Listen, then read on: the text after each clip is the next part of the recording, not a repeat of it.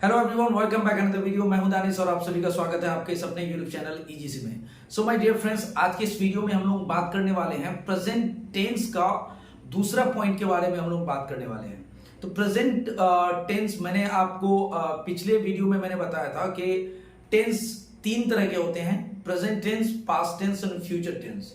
और प्रत्येक टेंस को चार भागों में डिवाइड किया गया है, जो कि होता है आपका, अगर हम प्रेजेंट को देखें तो प्रेजेंट इंडेफिनिट टेंस, जिसको हम लोग सिंपल प्रेजेंट टेंस के भी नाम से जानते हैं। इसका ऑलरेडी वीडियो अपलोड किया गया है यूट्यूब चैनल पे।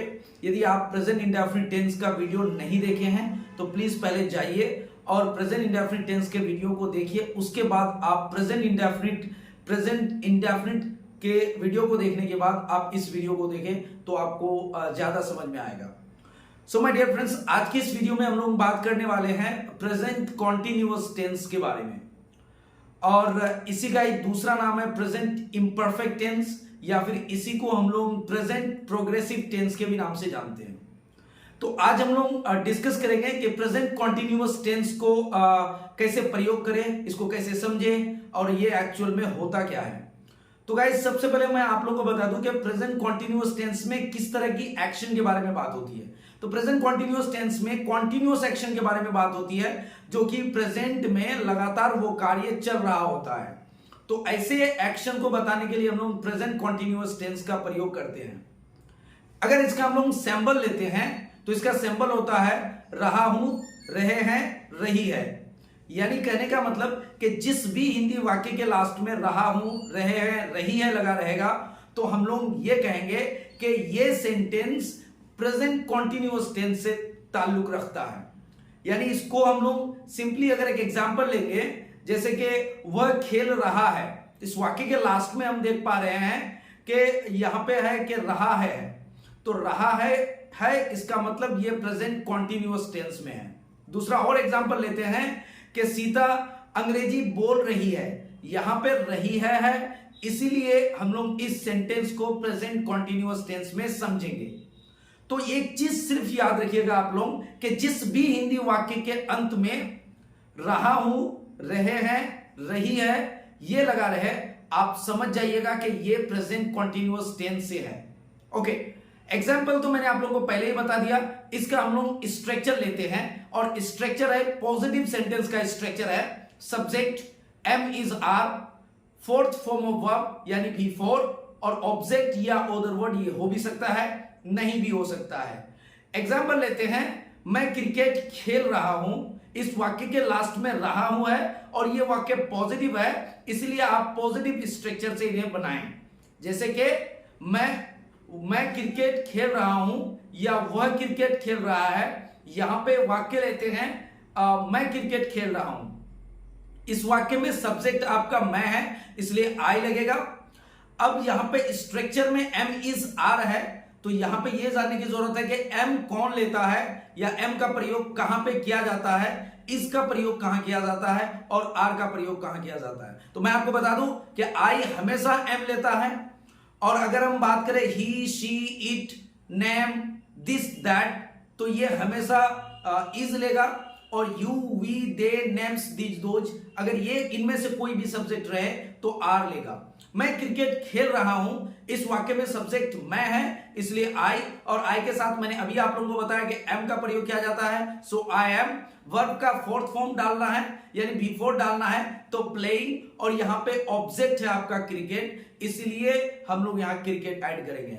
तो इसका पूरा वाक्य कैसे बनेगा, आई एम प्लेइंग क्रिकेट। वह मुस्कुरा रही है, यहां पे रही है इसका मतलब प्रेजेंट कॉन्टिन्यूअस टेंस में आता है। सो वह मुस्कुरा रही है फीमेल के लिए, इसलिए हम लोग शी इस्तेमाल करेंगे, और सी के साथ मैंने अभी बताया कि इज का प्रयोग क्या आता है, सो शी इज स्माइलिंग। यहां पे ऑब्जेक्ट या अदर वर्ड नहीं है, इसलिए यहां पे ऑब्जेक्ट या अदर वर्ड नहीं देंगे। नेगेटिव सेंटेंस का स्ट्रक्चर लेते हैं, और नेगेटिव सेंटेंस का स्ट्रक्चर होता है subject am is are, negative के लिए हम लोग नॉट इस्तेमाल करेंगे, उसके बाद वर्ब का फोर्थ फॉर्म, और उसके बाद अदर वर्ड या ऑब्जेक्ट हो भी सकता है, नहीं भी हो सकता है। नेगेटिव एग्जांपल लेते हैं, जैसे मैं अंग्रेजी नहीं बोल रहा हूं, तो I am not speaking English. वह क्रिकेट नहीं खेल रहा है, he is not playing cricket. तुम नहीं समझ रहे हो, you are not understanding. You are not understanding. तो इस तरह से हमने नेगेटिव स्ट्रक्चर को फॉलो करते हुए मैंने सेंटेंसेस को बनाया। अब लेते हैं हम लोग इंट्रोगेटिव सेंटेंस का स्ट्रक्चर, और इंट्रोगेटिव सेंटेंस का स्ट्रक्चर है एम इज आर यानी हेल्पिंग वर्ब, ये पहले आ जाएगा। Am is are subject, fourth form of verb, object या अदर वर्ड हो भी सकता है, नहीं भी हो सकता है। चूंकि यहां पे हेल्पिंग वर्ब पहले आ गया है, इसलिए हमको हिंदी वाक्य में वाक्य के शुरू में क्या ऐड करना पड़ेगा। जैसे क्या आप झूठ बोल रहे हो, क्या आप झूठ बोल रहे हो, आर यू टेलिंग लाई, क्या आप झूठ बोल रहे हो, आर यू टेलिंग लाई, क्या वह रो रही है, इज शी वीपिंग, क्या आप खेल रहे हो, आर यू प्लेइंग। तो इस तरह से आपका इंट्रोगेटिव सेंटेंस बनता है। नेक्स्ट और लेते हैं, और नेक्स्ट आपका है इंट्रोगेटिव नेगेटिव सेंटेंस। अब इंट्रोगेटिव नेगेटिव है इसलिए एम इज आर पहले आ जाएगा, उसके बाद सब्जेक्ट नॉट, वर्ब का चौथा फॉर्म, उसके बाद ऑब्जेक्ट या अदर वर्ड हो भी सकता है, नहीं भी हो सकता है। एग्जाम्पल लेते हैं, क्या वो नहीं जा रही है। सो क्या वो नहीं जा रही है, क्या पहले है, इंट्रोगेटिव तो होगा ही, और नेगेटिव ऐड किया हुआ है, यहां पे नॉट ऐड किया हुआ है, इसलिए नेगेटिव कहलाएगा। जैसे कि क्या वो नहीं जा रही है, is she not going, is she not going, क्या आप नहीं खेल रहे हो, आर यू नॉट प्लेइंग, क्या वह अंग्रेजी नहीं बोल रहा है, is he not speaking English, is he not speaking English. तो इस तरह से आपका इंट्रोगेटिव नेगेटिव सेंटेंस बनते हैं। नेक्स्ट हम बात करेंगे WH सेंटेंस के बारे में। सो WH सेंटेंस का स्ट्रक्चर होता है WH वर्ड। मैंने आप लोगों को बता दिया था पिछले वीडियो में, जब मैं सिंपल प्रेजेंट टेंस पढ़ा रहा था, तो वहां पे मैंने बताया था WH वर्ड कौन कौन सारे हैं। वहां पे आप लोग वो वीडियो को अगर नहीं देखे तो पहले उसे देख लीजिए, फिर आप इस वीडियो को देखें। तो यहां पे WH वर्ड ऐड करना पड़ेगा, और उसके बाद हेल्पिंग वर्ब आ जाएगा, और हेल्पिंग वर्ब है एम इज आर, इनमें से कोई एक लगेगा। उसके बाद subject, fourth form of verb, और फिर अदर वर्ड या ऑब्जेक्ट हो भी सकता है, नहीं भी हो सकता है। एग्जांपल लेते हैं, आप क्यों जा रहे हो।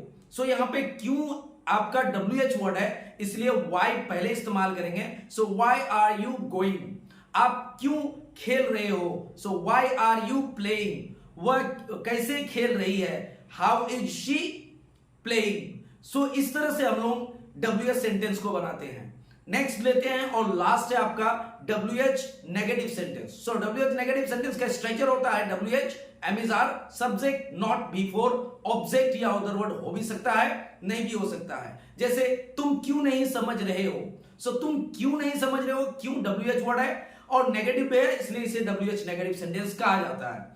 तुम क्यों नहीं समझ रहे हो, इसको बनाएंगे हम लोग why are you not understanding, वह क्यों नहीं खेल रहा है, why is he not playing, आप क्यों नहीं पूछ रहे हो, why are you not asking, वह क्यों नहीं अंग्रेजी बोल रही है, why isn't she speaking English.